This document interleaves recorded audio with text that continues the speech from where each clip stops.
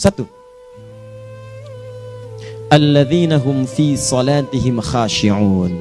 Syarat pertama, kalau ingin mendapatkan surga Firdaus tadi dan kebahagiaannya diturunkan ke bumi, dibawa sampai mati, masuk ke alam kubur lebih bahagia lagi, maka amalan pertama untuk melatih menguatkan iman itu, coba berlatih untuk menunaikan sholat dengan khusyuk.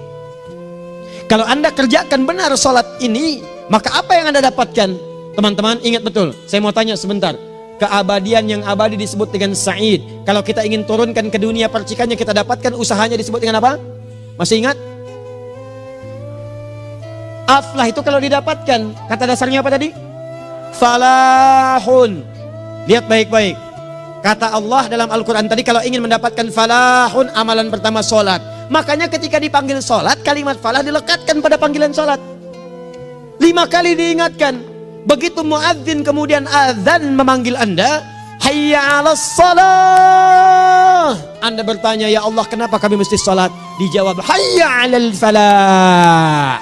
Yuk, pagi ayo. Yang sejati datang sini. Belum dapat sujud, belum dapat ruku, saya berikan. Makanya ketika orang sholatnya benar, dia akan mendapatkan 5 keutamaan. Saat di dunia nih, belum ke akhirat, 5 keutamaan yang tidak diberikan pada orang yang tidak sholat. Atau orang sholat tapi sholatnya nggak khusyuk. Sebab syarat mendapatkannya khusyuk. Alladzina hum fi sholatihim khasyi'un. Bukan alladzina hum fi sholatihim saja, tapi ada kalimat khasyi'un. Artinya yang tidak khusyuk saja nggak akan dapat, apalagi yang nggak sholat. Apa yang 5 ini? Lihat baik-baik. 1, orang yang sholatnya benar, pertama kali sebelum mendapatkan kebahagiaan hakiki dari Allah Subhanahu wa Ta'ala, akan dirubah dulu perilaku hidupnya menjadi perilaku yang lebih baik. Kalau orang itu sholatnya benar, maka sholat itu akan melatih dia untuk berubah, bertransformasi jadi orang baik. Itu ada di Quran surah ke-29 ayat ke-45.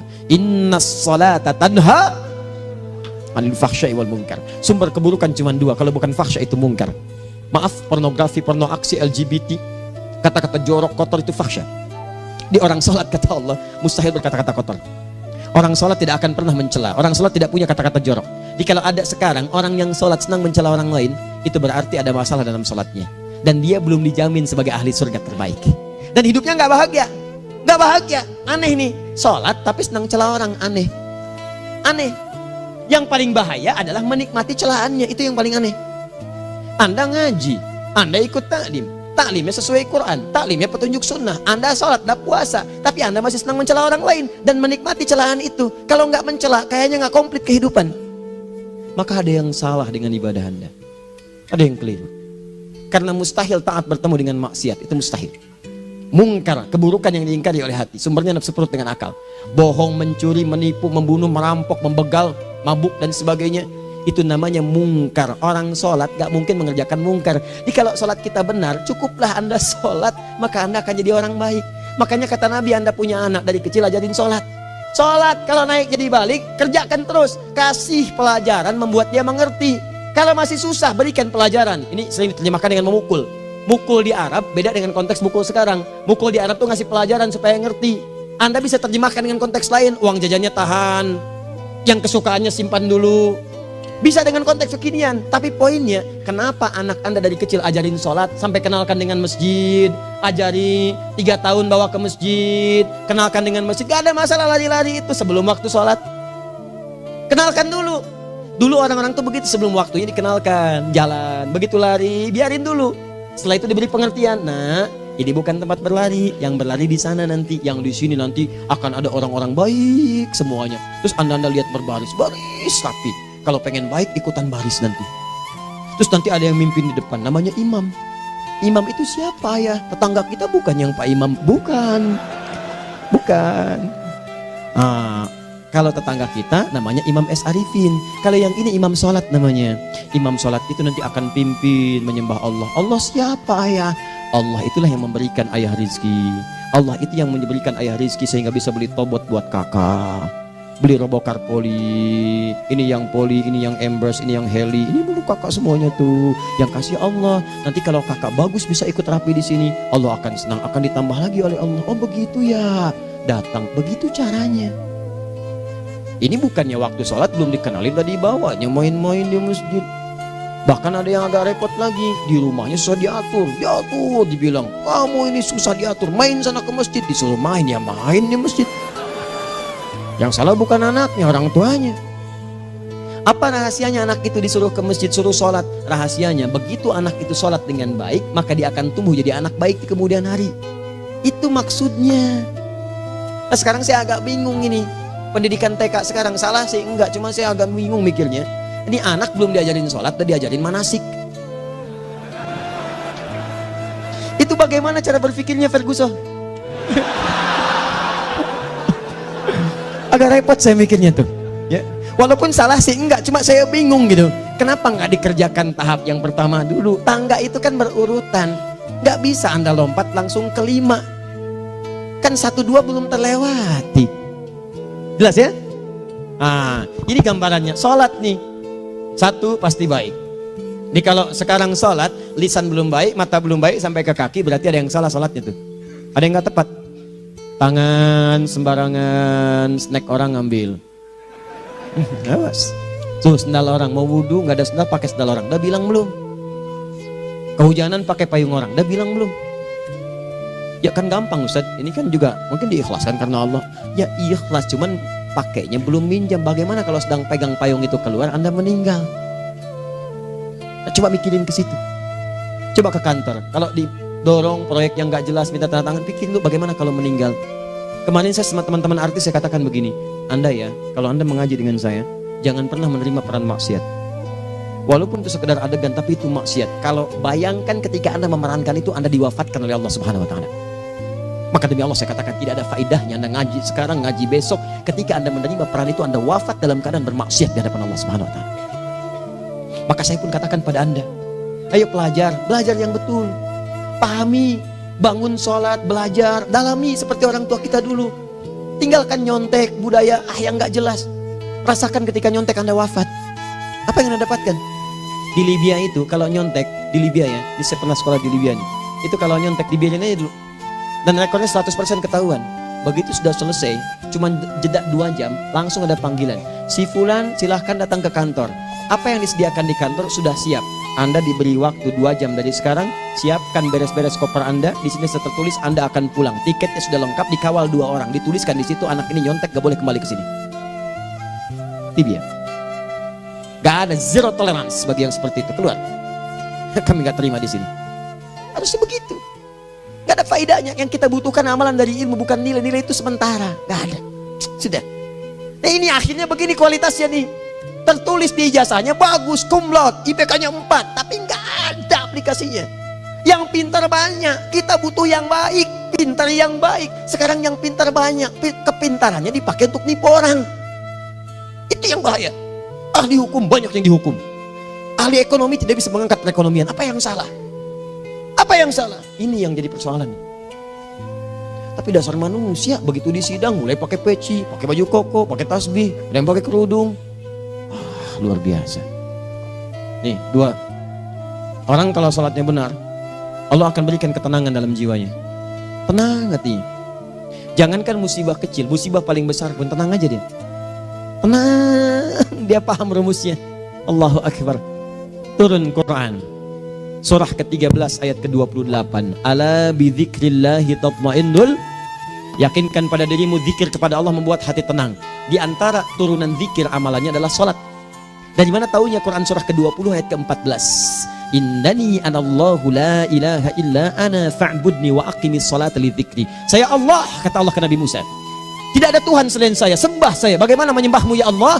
Tunaikan salat sebagai zikir kepada saya, zikir. Nah, maka kalau Anda sedang tidak tenang, ayo ke masjid. Banyak zikir itu, baca Quran zikir. Quran surah 15 ayat 9. Inna nahnu nazzalna dzikra. Kami turunkan Al-Quran sebagai zikir. Jadi kalau Anda sedang baca Al-Quran, Anda sedang berzikir. Ibu kalau sedang gak tenang, Bu, gelisah, gak enak, gak usah mengeluh, apalagi bikin status gak karuan. Ibu wudhu, ambil mushaf baca. Begitu sedang baca ada ketenangan dalam jiwa. Berdoa, zikir. Kalau sedang gak tenang, besok ada proyek, doa dulu. Doa itu memberikan ketenangan. Makanya doa disebut dengan zikir. Quran surah ke-7 ayat 205. Wadhkur rabbaka fi nafsika tadarruan wa khifatan wa dunal jahri minal qaul. Ayo berzikir, minta kepada Allah dengan segenap jiwamu, mohon dengan penuh ketawaduan. nanti ketenangan diberikan. Menghafal Quran, baca itu zikir. Quran surah ke-54 ayat 17, 22, 32, 40. Walaqad yassarnal Qur'ana lidzikri fahal min muddakir. Menyebut nama Allah, Al-Asmaul Husna itu zikir. Sedang ada persoalan, ya Allah, ya Allah, ya Allah, ya Rahman, ya Rahim, ya Malik, ya Qudus, ya Allah, ya Allah, ya Allah, ya Allah. Zikir. Dalilnya Quran surah kedua ayat 152. Fadhkuruni azkurkum. Sebut namaku, zikir. Apapun akan mengingatmu. Gimana menyebutnya? Ditafsir di Quran surah 17. Ayat keberapa? 110. Qulid Allah awid Rahman ayyamma tad'u falahul asmaul husna. Sebut nama Allah. Itu menenteramkan pada jiwa. Sedangkan sholat gabungan dari semua zikir tadi. Bukankah dalam sholat Anda baca Al-Quran? Bukankah dalam sholat Anda menghafal Al-Quran? Bukankah dalam sholat Anda berdoa? Bukankah dalam sholat Anda istighfar? Anda mohon digabungkan semua itu. Amalan sholat menggabungkan semua jenis zikir. Masa Anda nggak tenang juga? Makanya sholat, jangankan sholat ya, tempat sholat itu yang menenangkan. Tempat sholat, tempat paling tenang di muka bumi. Kalau nggak percaya silahkan ya, Anda sebelum masuk ke Istiqomah ini, begitu Anda masuk kan perasaannya beda kan? Lain. Silahkan cek, kalau cari ketenangan datang ke masjid. Masuk, wudhu masuk, sholat 2 rakaat tenang. Dekat kipas angin, saking tenangnya plek ngantuk tidur. Beneran, enak. Makanya saat Ramadan kalau orang pengen cari ketenangan, lihat di perusahaan-perusahaan penuh tuh musola pada tidur. Ya, mengamalkan hadis palsu. Ya, dia musoim ibadah, tidurnya orang puasa ibadah, hadis palsu. Nah, itu teman-teman. Itu gambarannya tiga. Orang yang sholatnya khusyuk benar, itu dijamin langsung oleh Allah Subhanahu wa Ta'ala akan dimudahkan semua urusan hidupnya termasuk rezekinya. Ini yang saya katakan. Jadi saya katakan tadi, di akhirat ini, di surga, rezeki tinggal ngambil. Anda kalau benar sholatnya, itu langsung dijanjikan oleh Allah. Rezeki itu nggak perlu Anda banyak pikirkan. Ikhtiar sedikit, datang. Bahkan dari sisi yang tidak Anda duga. Apa dalilnya? Quran surah ke-65 ayat 2 dan 3. Ditafsir di Al-Baqarah ayat 2 dan 3. Wa may yattaqillaha yaj'al lahu makhraja. Ada orang yang meningkatkan takwanya kepada Allah, kami mudahkan urusan hidupnya. Setiap persoalannya diberikan jalan keluar, mudah. Solusi. Setiap ada problematika, ada solusi. Wa yarzuqhu min haitsu la yahtasib. Dan kalau dia ingin mendapatkan rezeki, bahkan kami kirimkan dari sisi yang tidak dia duga. Orang lain capek ini datang lagi, tawaran proyek datang lagi. Utsman tuh Masya Allah, kayanya banyak. Tapi yang paling dirindukan bukan saat mendapatkan peningkatan omsetnya, yaitu saat dia mendapatkan waktu khusus dengan Allah untuk sholat. Malam hari sampai-sampainya sempat sholat tahajud sampai khatam Al-Quran. Abdurrahman bin Auf demikian, Tamim Ad-Dari demikian. Sholat karena tahu sholat itu meningkatkan rizki. Karena tahu kuncinya ada di situ, Allah yang punya rizki. Disebut dengan Razak, pemilik rizki. Maka saya harus punya hubungan dekat dengan Allah. Kalau sudah punya hubungan dekat, mau apa aja gampang. Belum minta, udah diperhatikan. Silahkan cek, Anda punya hubungan baik dengan bos Anda di kantor. Ya, sebelum Anda minta, beliau udah pikirin tuh. Telepon bendahara. Dia udah ngambil belum gajinya? Belum Pak, tambahkan bonus sekian. Kenapa? Karena dia mengawasi Anda. Allah maha tahu dibandingkan dengan bos Anda. Mendekat kepada Allah, semua diperhatikan oleh Allah. Siapa orang takwa itu? Kalimat takwa pertama di Al-Quran Al-Baqarah ayat 2, amalannya ayat 3. Dzalikal kitabu la raiba fihi hudal lil. Siapa mutakin itu? Ayat 3-nya. Alladzina yu'minuna bil ghaib wa yuqimunas shalah. Di gampang. Kalau pengen mudah hidupnya gampang. Biaya nggak mahal, tenaga nggak banyak, tingkatkan takwa nih. Jadi kalau hidup Anda masih susah, di kantor champion, di rumah tangga bermasalah terus, atau sebaliknya, maka boleh jadi kalau gelar Anda tinggi, harta Anda banyak, tapi selalu punya masalah. Bukan Anda kurang hebat, bukan Anda kurang kedudukan, bukan Anda kurang kaya, Anda kurang takwa. Dan yang paling dahsyat, mungkin sholat Anda belum berkualitas. 4. Orang yang sholatnya benar, khusyuk dia. Bahkan saat sholat itu kalau dia minta, maka seketika doanya akan dikabulkan. Tanpa diskusi, langsung seketika. Contoh, Quran surah ketiga ayat 38-39. Demi Allah saya katakan, Nabi Zakaria punya masalahnya pelik. Sudah berumah tangga, istrinya divonis monopos, maaf bahkan mandul. Gak mungkin punya keturunan. Maka apa yang beliau kerjakan? Secara singkat beliau sholat. Begitu sholat minta kepada Allah. Hunalika da'a Zakaria rabbah. Di mihrab itu beliau bermohon kepada Allah. Bermohonnya sambil sholat. Qala rabbi habli min ladunka dzurriyyatan thayyibah innaka sami'ud du'a. Ya Allah, mereka katakan saya nggak mungkin punya keturunan. Sekarang saya ingin katakan, ya Allah, saya hanya minta darimu saja, saya nggak akan dengarkan mereka. Ya Allah, mohon Engkau maha mendengar, ya Allah. Maha mendengar doa saya. Kalau kepada yang maha mendengar aja nggak mengabulkan, kepada siapa lagi saya mesti minta? Apa yang terjadi? Fanadatul malaikatu wa huwa qa'imun yusalli fil mihrab. turun malaikat mengabarkan, sedangkan beliau masih sholat, belum selesai dalam sholatnya. Sholat khusyuk itu belum selesai sholat aja dikabulkan, doa sudah turun. Sholatnya belum selesai, doa sudah dikabulkan. Annallaha yubashshiruka bi Yahya, Allah kasih kabar gembira, doa kamu didengar, dikabulkan, kamu akan punya anak, namanya langsung dari Allah Yahya, artinya hidup yang mustahil menurut manusia. Lahir seorang dari rahim perempuan yang menepus dan mandul, bayi yang hidup, kata Allah nggak ada yang mustahil bagiku, jadi dan jadi dia. Berita baiknya, Nabi Zakaria sholat dikabulkan. Umat Nabi Muhammad sebelum sholat sudah ditunggu oleh Allah, mau minta apa aku kabulkan sekarang.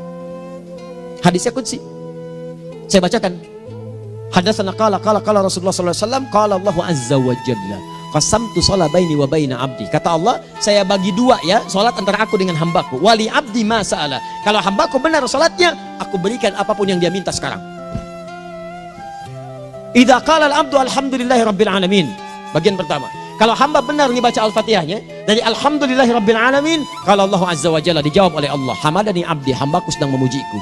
Wa idza qala ar-rahmanir rahim, jika hambaku berkata ar-rahmanir rahim, qala Allah azza wa jalla athna alayya abdi, hambaku sedang menyanjungku. Wa idza qala maliki yaumiddin, qala Allah azza wa jalla majjadani abdi, kalau hambaku mengatakan maliki yaumiddin, kata Allah hambaku sedang mengagungkanku. Perhatikan sekarang.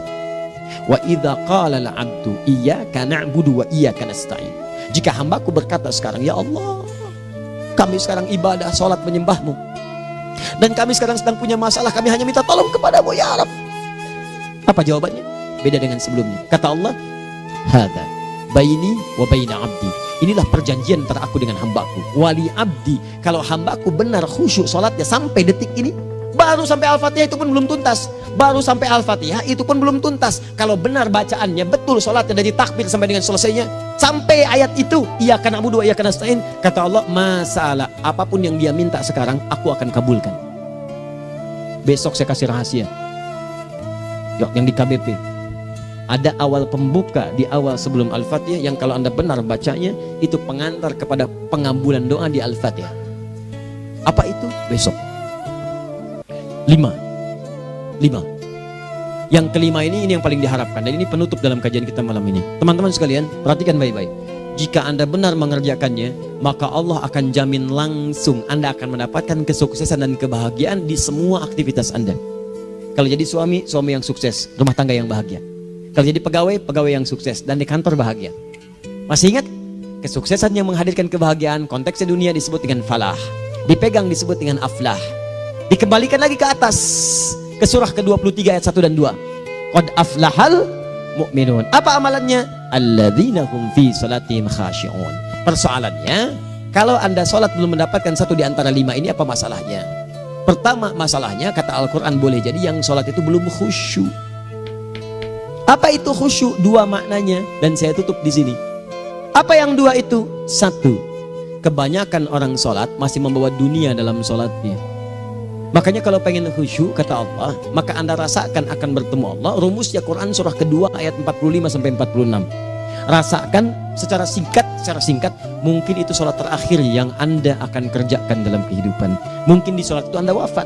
Kata Allah, alladzina yadhunnuna annahum mulaqu rabbihim. Orang khusyuk itu sudah kelihatan dari sebelum sholat, dia sudah merasa persiapan menghadap Allah. Persiapan ke manusia aja, dia sudah siap-siap, mandi dulu, ganti pakaian, pakai parfum, macam-macam dan sebagainya, hanya memenuhi undangan manusia. Allah mengundang Anda 5 kali dalam sehari.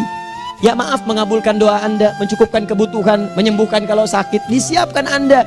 Harusnya apa? Penampilan sempurna. Kata Quran, orang khusyuk itu kelihatan sebelum sholat, pakaiannya kelihatan. Quran surah 7 ayat 31, ya bani Adam khudhu zinatakum inda kulli masjid. Hai anak cucu Adam, kalau tiba panggilan dari masjid, kenakan pakaian terbaikmu. Di anak cucu Adam tuh kelihatan. Kalau orang khusyuk begitu adzan kelihatan pakaiannya lain. Pakaiannya indah. Khudhu zinatakum, kenakan pakaian terbaikmu. Dipakai bertemu Allah. Bertemu manusia aja pakaian bagus-bagus. Ini aneh ya. Ada orang salah ibadah aja. Orang salah ibadah pakaiannya bagus-bagus. Lihat nih hari-hari tertentu besok tuh. Orang mau ke tempat masing-masing tuh. Ada yang pakai jas, pakai dasi, pakai batik, pakai kebaya. Anaknya dibawa, dikuncir 2, bawa manisan macam-macam. Mau salah ibadah aja tampilan bagus. Masa antum yang benar ibadahnya nggak bagus? Bedakan. Pakaian futsal, pakaian sholat ganti dengan yang sholat. Ini gimana pakaian sholat pakai pakaian futsal? Depannya gambar Messi, belakang Ronaldo. Repot. Malaikatnya juga bilang, kamu salah baju, harusnya Luka Modric.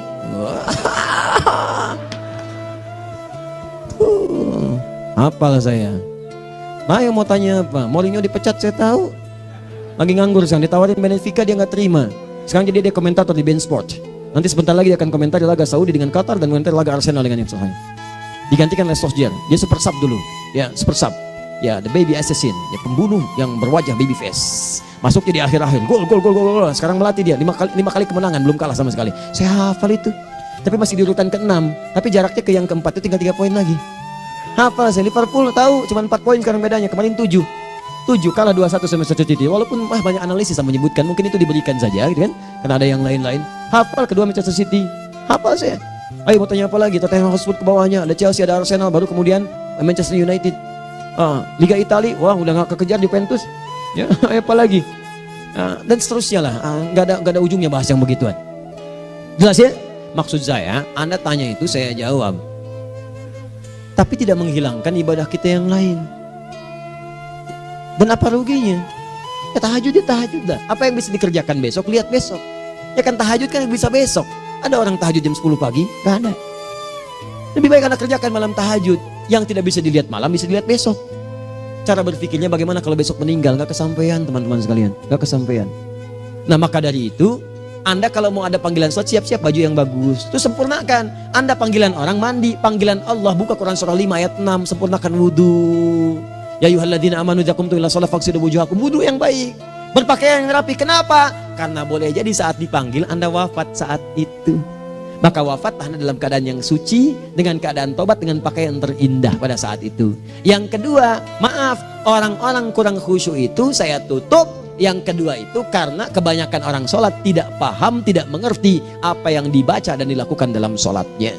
Jujur pada diri sendiri, jawab pada diri Anda. Sampai sekarang Anda sholat, berapa persen bacaan sholat yang Anda pahami? Jangan-jangan selama ini Anda sholat ribuan kali sujud, ribuan kali ruku. Gak ada yang paham yang dibaca. Sekian persen yang paham, bagaimana sholat Anda bisa khusyuk? Pekerjaan Anda dipahami, urusan akhirat Anda gak dipahami. Di mana cara berpikirnya? Aku yang bagaimana atau engkau yang harus bagaimana? Ya, coba berubah. Nah ini baru satu amalan, belum yang lainnya. Ada 5 amalan lagi yang kalau kita bisa turunkan itu, selain sholat yang khusyuk, maka jaminan tadi akan datang. Baru sholat khusyuk aja 5 datang, apalagi ditambah dengan 5 amalan lainnya lagi. Demi Allah saya katakan, dunia kecil sekali, gak ada nilainya. Akhirat aja enak, nikmat. Saya ketemu Ustaz Arifin beberapa waktu lalu, dan kita doakan semoga Allah berikan kesembuhan, kesehatan. Saya datang, biasa kita adabin berdoa, duduk. Bang istirahat, bang butuh istirahat, umat udah nunggu. Dah gak usah mikir yang lain, karena beliau cerita masjid, cerita zikro, cerita mana. Ya insya Allah, nitipin ini, nitipin itu dan seterusnya.